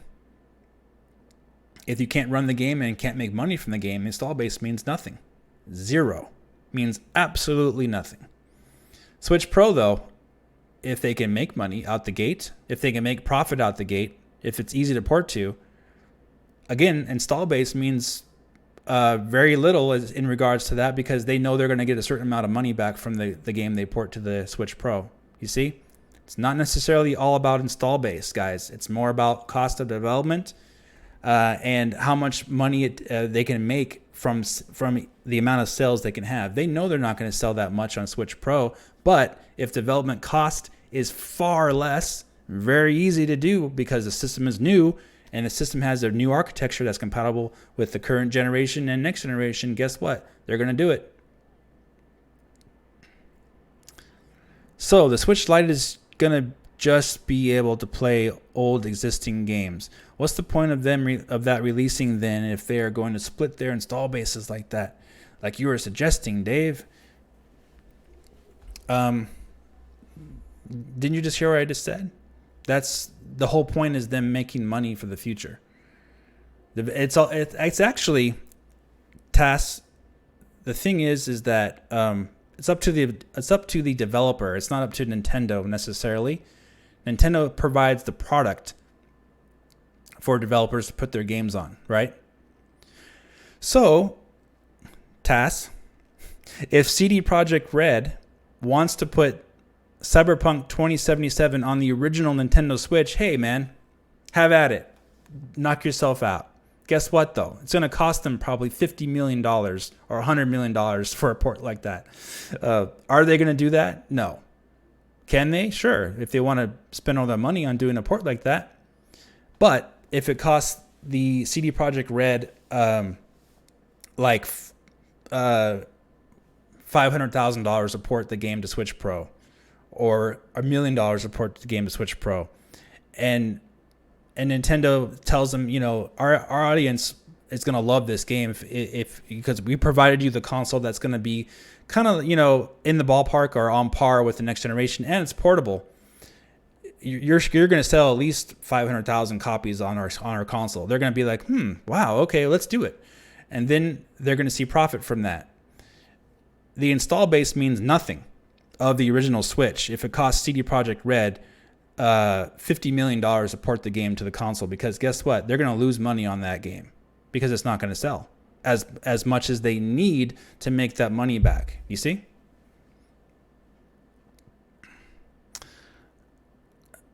So that was to Tass's concern about.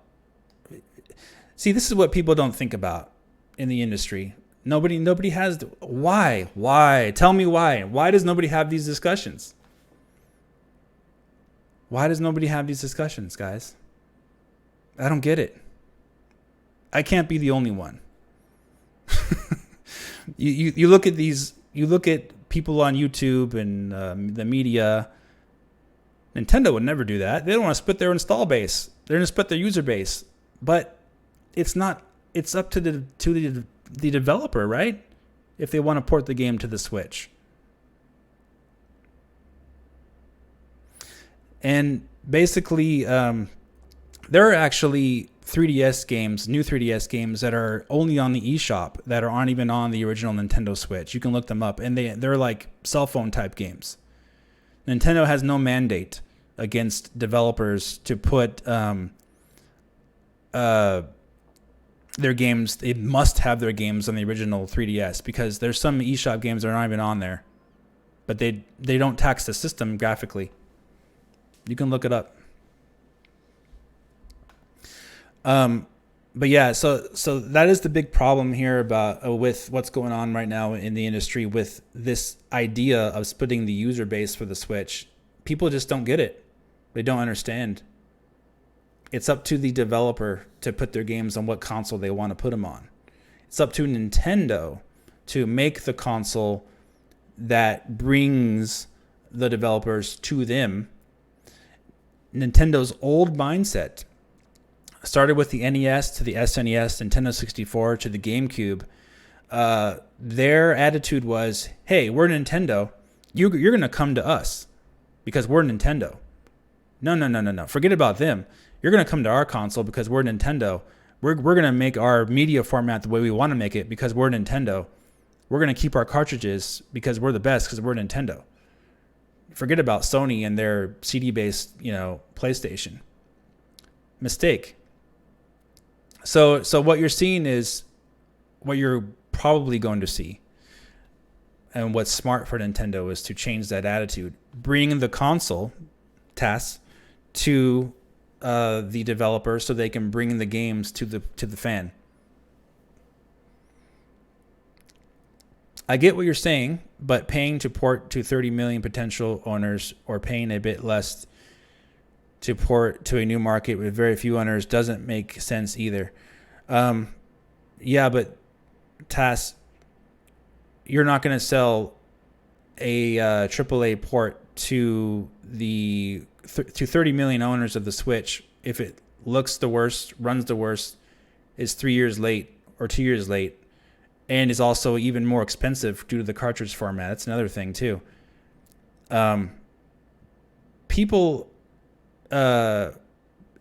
it'll sell. I mean, maybe it'll sell a little bit, but I mean, people still do want the best quality product possible, right? So it depends also too on the like I said, the cost of development, right? So 30 million potential Switch owners, when they look at the percentages of who actually buys AAA games on the Switch, it's nowhere near 30 million. It's nowhere near the potential of the full install base of the Switch. It's not necessarily about potential of who buys these products on the Switch, guys. It's more about results. They look at past results of these games that have already gone on sale for the Switch, and then they decide on that. So that these companies have to make money. They have to project money. They have to prepare for the future like any other company. So they can't invest and hoping that their extra money they spend on a Switch port is going to sell, because when they have to look at the results to know that for sure, and they don't. Although these games simply don't sell as much as the PlayStation 4 and Xbox One, because they are either the worst quality versions of them, and the portability aspect hasn't really propelled any Switch port that I know of to sell more than the PlayStation 4 version of it. If you guys know of any games, let me know.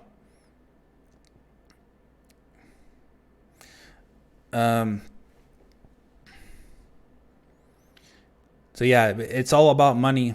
If porting these games to the original Switch was the same price, like $100,000, $500,000, $1 million, real cheap, for a developer, they would do it. You would see all the PlayStation 4 games. You would see Devil May Cry 5. You would see everything on there. They'll be putting a lot more effort in, or not effort. They'd just be putting them on there if they could run it. If it's that cheap, it wouldn't be that hard to port the games, and because basically you would have a system that is powerful enough to run it, right? So it's interesting. You think some fans have thought that, man, if they release a really expensive, really powerful console, games are going to be really expensive to make on it because they have to have these big budgets. But that's not the case, actually. The case is that AAA developers have these budgets set for multi-plat.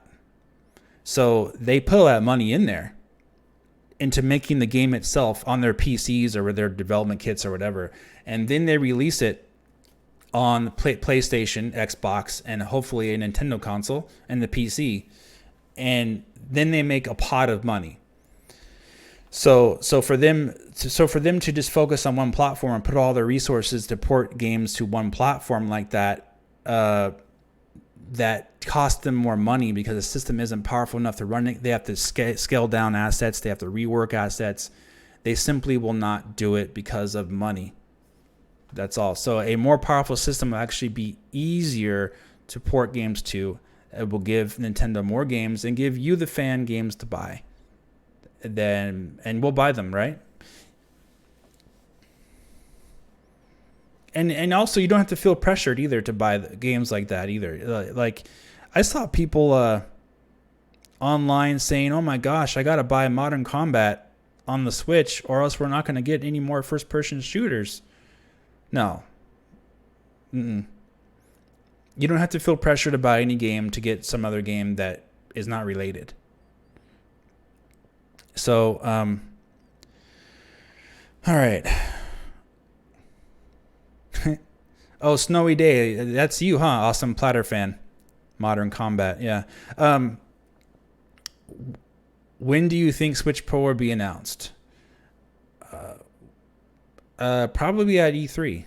For a second there, I thought it was already announced, but no. That was just Wall Street Journal rumoring.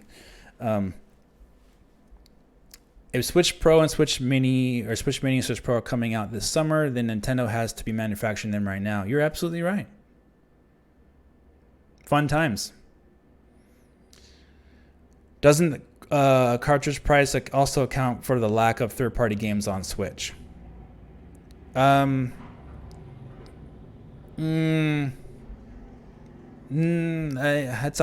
a tough question.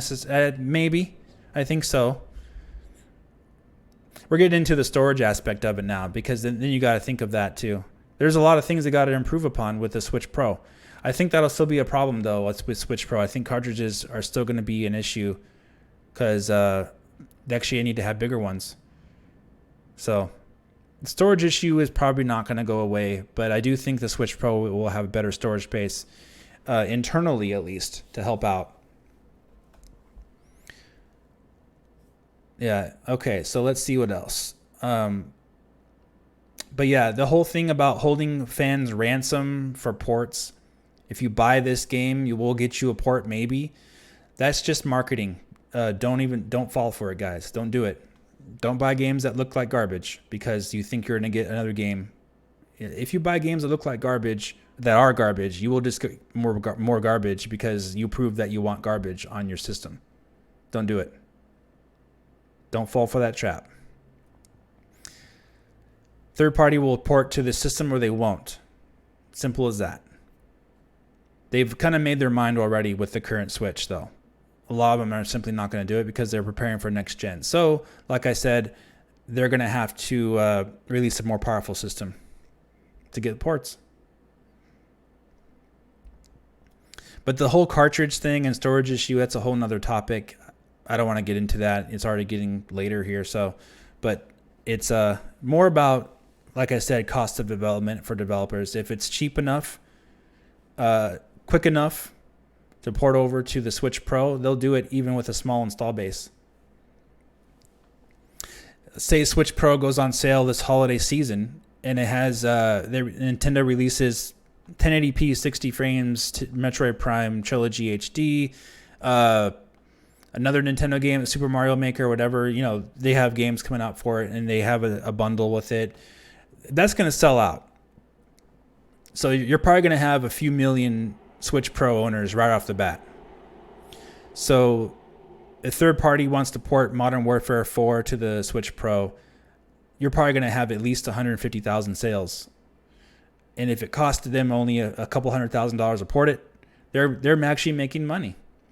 But in comparison, if they port Modern Warfare 4 to this regular Switch and it cost them $5 million to port it or $10 million to port it, and they sell 500,000 on the current Switch because it's the worst looking port. Yeah, it looks okay. It looks pretty good. 500,000 you think is pretty good, but guess what? They lost money because it cost them more than what they sold. Even though 500,000 seems like a pretty good number, the cost of porting was too much. But say they sold the same game on Switch Pro and they only cost them a couple $100,000 to port it, and it only sold 150,000. They made money. Full price game, but the cost of development, very key. It's amazing. It's amazing what that does. All right. What are your thoughts on PlayStation presentation from a few days ago? Do you follow me on Twitter? I think everybody here should follow me on Twitter. I shared my thoughts on that. I said that it was state of PSVR, not state of play, or state of decay of a presentation. That was my joke. I thought it was absolutely terrible. It was a horrible presentation. It was just terrible. It was only 20 minutes long too. It was just really bad. But I liked the presentation, quality of it. The quality looked fine. It was just basically doing what Nintendo does. It's just the things they announced were just lackluster.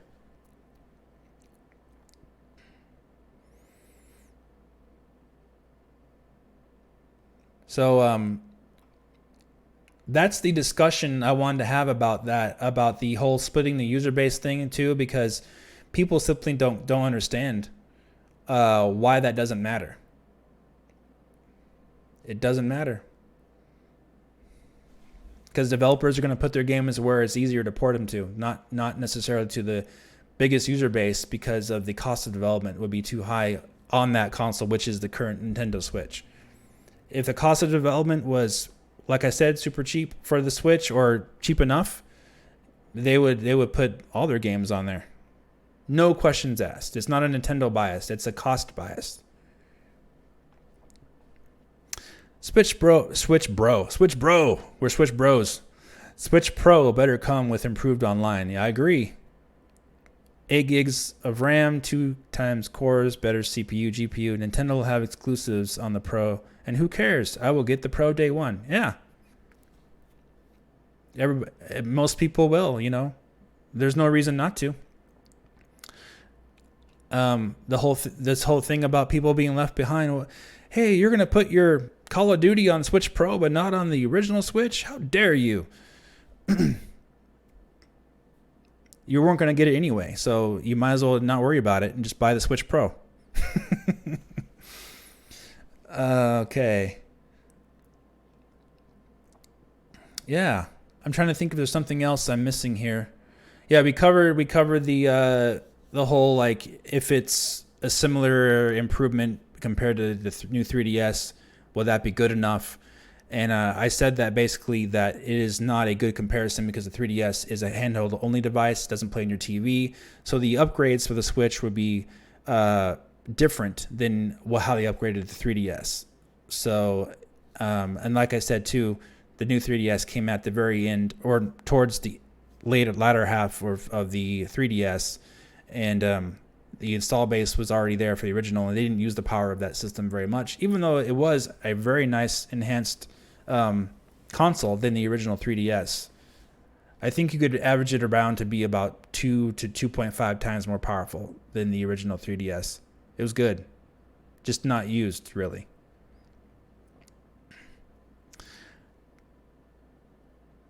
Dave, did the 64 gigabyte cartridges get delayed until 2019? We're in 2019 right now, so I don't know. I haven't seen any of them yet. So, Switch Pro might be the first to use those.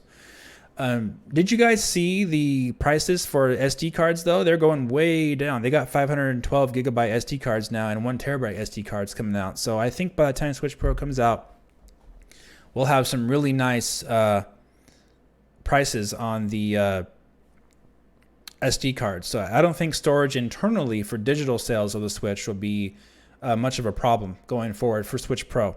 But for the cartridges for developers, hopefully Nintendo gets the price down more so. Yes, I already got my E3 pass, so if Switch Pro's there, which it might be, I'll be playing it for sure. I'll be recording my footage to share with you guys.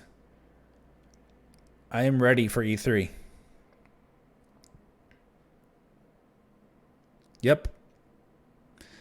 Tegra X1 was already outdated day one. I was saying that in 2016. That was the difficult thing I had with that whole thing, is that it seemed so unlike Nintendo to release that chip, a stock chip for their console, because they never had done it before. So that was a really hard thing for me to believe. I really thought they were going to use a custom chip. Most people did. Weird situation. Weird time. Because Nintendo's going to release an upgrade to a system 2 years in that's quite possibly more than what they would normally do also. But also it's in combination with what they just did in 2017, since they never did that before with a stock chip. quite possibly they will have to upgrade in a way they never have done before either. You see?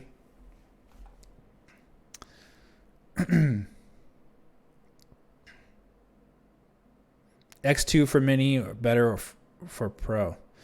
I think they just may go for both of them being a custom chip. I think the X2 is also too old. Parker chip is the correct name for it. The Parker chip is actually is going to be 3 years old already. So even that's a little bit too old. They can do something better. What that is, we'll have to wait and see. The current Nintendo Switch was a rush job. As far as the actual, well, yeah, I think it was actually. They rushed it to get it out the door. I talked about this in my last stream as well, that they could have waited till holiday and made it either a custom chip, or they could have added some features to it. They released it with nothing. But it worked out for them, like I said before. It worked out just fine because they released so many pieces of software that it flew off the shelves no matter what the actual console was. You put Zelda on there, brand new Zelda, you put brand new Mario, you put these games on there first year, it's going to sell. So that was good on them. But as far as running out of gas, as far as the what games they're going to get in the future, that was always the concern. So like really good now, really good now, but the concern was always about the future. What's going to happen?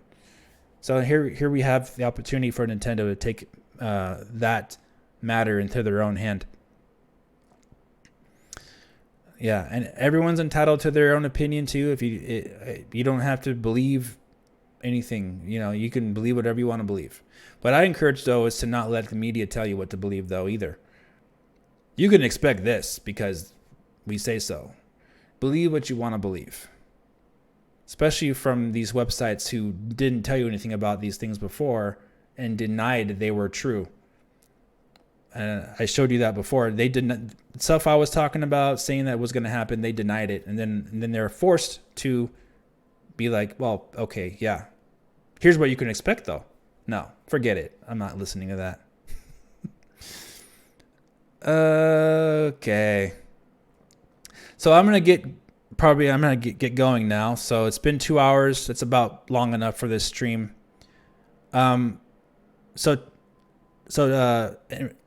Thank you, Tass, for your questions. You were a standout to me because you gave me a good opportunity to explain why user base means nothing. Thank you. I really appreciate that. That meant a lot to me. Appreciate your support. So yeah, guys, if you did enjoy this discussion, please hit the like button.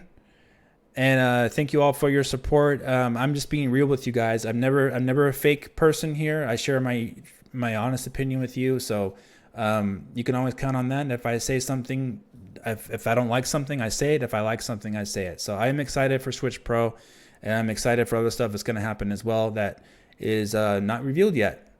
But it's awesome. Can't wait. Thank you for the love and support, guys. I really appreciate it.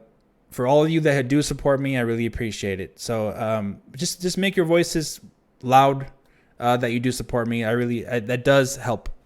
As much as I don't talk too much in the comment section in my videos, it's just that I try to stay out of there because it can get pretty ugly. So there's no reason for me to be there and arguing with people. I say my piece and that's it. All right, guys, have a wonderful night, a wonderful day. Sleep well. If you're in the Europe time, I'm sorry, but get some sleep. And if you're in the East Coast, have a great night. I'm gonna go try to beat some more bosses in Sekiro. All right, guys. Thank you so much, and I'll talk to you very soon in the next video. Have a great day or evening.